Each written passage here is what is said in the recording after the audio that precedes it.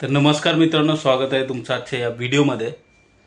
मित्रांनो, कालच्या व्हिडिओमध्ये आणि परवाच्याही व्हिडिओमध्ये तुम्हाला असं दिसलं असेल की बॅकग्राऊंडला काहीतरी मशीनीचा आवाज येत होता आणि बॅकग्राऊंड पण वेगळा होता।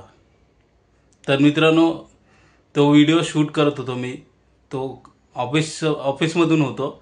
माझं टेक्निकल काम असतं, त्यामुळे मी टेक्निकल भागामधूनच ते व्हिडिओ शूट करत होतो, कारण दुसरा काही पर्याय नव्हता माझ्याकडे।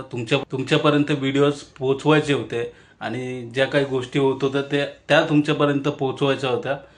तर त्यामुळे मी तिथे व्हिडिओ बनवून तुमच्यापर्यंत हे व्हिडिओज पोहोचवत होतो। पण मित्रांनो, आज थोडीशी मोकळीक मिळाली आहे। माझी आज शिफ्ट चेंज झाली आहे 1 दिवसासाठी आणि या शिफ्ट चेंजिंगच्या दरम्यान मला आज नाईटला जायचं आहे आणि नाईटमध्ये जात असताना मला दिवसाला थोडासा वेळ मिळतो आणि त्यामधून मी हा व्हिडिओ शूट करत आहे। आणि आता तुम्हाला आवाजही क्लिअर येत असेल आणि मी दिसतही समोर तुम्हाला क्लिअर दिसत असेल। तर मित्रांनो, आजच्या या व्हिडिओमध्ये आपल्याला बोलायचं आहे ते अशा टॉपिकवरती की जो टॉपिक सर्वांच्याच आयुष्यामध्ये कधी ना कधी कोणत्या ना कोणत्या टप्प्यावरती येत असतो। मित्रांनो, आपली प्रोसेस जी चाललेली आहे ती घर विकण्याची प्रोसेस चाललेली आहे आणि या घर विकण्याच्या प्रोसेसमध्ये हे फक्त मी टाइमपास म्हणून घर विकत नाही आहे। याच्या मागचं एक मोठं कारण आहे की या घरामुळे खूप काही कर्ज डोक्यावर झालेलं आहे आणि घर सांभाळणं हे मला अवघड झालेलं आहे। सकाळीच एका मित्राने आपल्याला प्रश्न विचारला होता की तुम्ही किती लोन घेतलेलं आहे या घरामागं, तुमचा EMI किती आहे, तुमचा पगार किती आहे आणि तुम्ही अनप्लॅन लोन घेतलं होतं का। तर मित्रांनो, अशा कोणत्याही प्रकारचं अनप्लॅन लोन आपण घेतलं नव्हतं, सर्व प्लॅन करून घेतलं होतं। पण पुढे जाऊन अशा काही गोष्टी घडतात आणि प्रत्येकाच्या आयुष्यामध्ये घडतात। तर त्या गोष्टी घडल्यानंतर ते प्लॅन लोन अनप्लॅन लोनमध्ये ट्रान्सफर झाला आणि त्यामुळे या सर्व गोष्टी होत आहेत। तर मित्रांनो, अशाच प्रश्न तुम्ही विचारत जावा आणि अशाच प्रश्नांची उत्तर तुम्हाला मिळतही जातील। पण आजचा जो विषय आहे की या सर्व गोष्टींमध्ये आपल्या डोक्यावर जर ताण येत असतो, तो ताण दूर कसं करायचा आणि तो कशा पद्धतीने दूर होतो। तर मित्रांनो, हे जे काय मी करतोय, यूट्यूबवरून मला काही मिळण्याची अपेक्षा नाही आहे किंवा मला पैसे मिळतील याची अपेक्षा नाही आहे। तुम्ही सबस्क्रायबरही पाहत असाल, तुम्ही व्ह्यूजही पाहत असाल।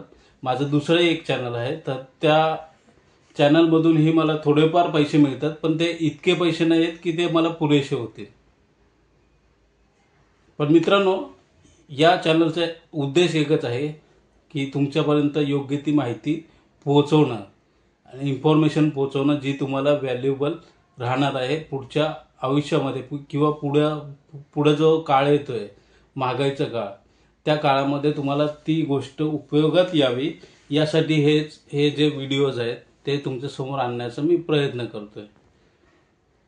तर मित्रांनो, तुमच्या डोक्यावर जर अशा वेळेस ताण येत असतो, तो ताण दूर कसा करायचा, तर हे जे मी करत आहे तर ते प्रथम करायचं आहे तुम्हाला की कोणीही असो, कोणत्याही प्रकारचं माध्यम असो, तुम्हाला बोलायचं आहे, तुम्हाला तुमचं मन मोकळं करायचं आहे, तुम्हाला तुमच्या ज्या काही अडचणी आहेत त्या पोहोचवायच्या आहेत इतरांपर्यंत, जेणेकरून तुमचा जो भाग असतो डोक्यामधला, जो ताण निर्माण होत असतो, तो ताण ट्रान्सफर होत असतो। आणि मेन म्हणजे ट्रान्सफर म्हणजे असं काही नाही की समोरच्यावरती तो ताण येत असतो, असं नाही।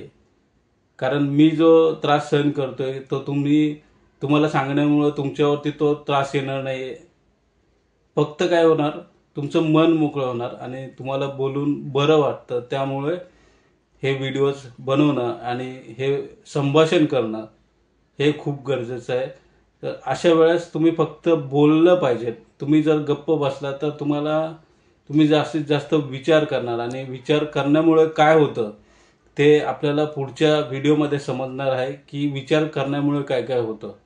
तर मित्रांनो, तुमच्याकडे कोणतेही माध्यम असू द्या, फेसबुक, व्हॉट्सअप, किंवा यूट्यूब किंवा इतर काही माध्यमं आहेत जी सोशल मीडियाचे माध्यम आहेत, तर कोणतंही माध्यम असू द्या किंवा तुम्ही वन टू वन एकमेकांशी बोलत असून द्या किंवा तुमचे मित्र आहेत, परिवार आहेत, त्यांच्यासोबत बोलत असून द्या, पण तुम्हाला बोलणं हे खूप गरजेचं आहे.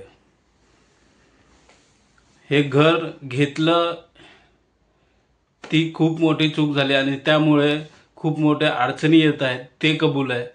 पण या अडचणींपासून दूर पळून जाणं हे तर आपल्याला शक्य होणारच नाही आहे. पण त्यानंतर आपल्याला काय काय केलं पाहिजे आणि काय काय कोणकोणत्या गोष्टी आपल्याला उपयोगात येतील, त्या गोष्टी आपल्याला जाणून घेणं खूप गरजेचं आहे.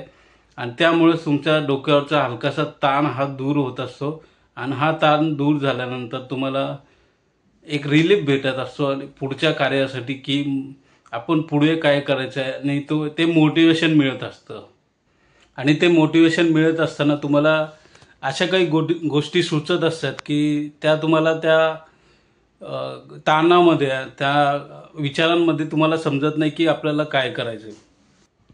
तर याच गोष्टी आपल्याला जेव्हा रिलीफ होत असतो तुमचा, तर तो रिलीफ झाल्यानंतर तुम्हाला त्या गोष्टी कळत असतात, तुम्हाला काय प्लॅन करायचा आहे पुढे, त्या गोष्टी समजत असतात आणि त्यानंतर तुम्हाला पुढे काय करायचं आहे या सर्व गोष्टी कळत असतात आणि त्याच्यामधून पर्याय काढणं तुम्हाला जमत असतं आणि तो तुम्ही काढत असता.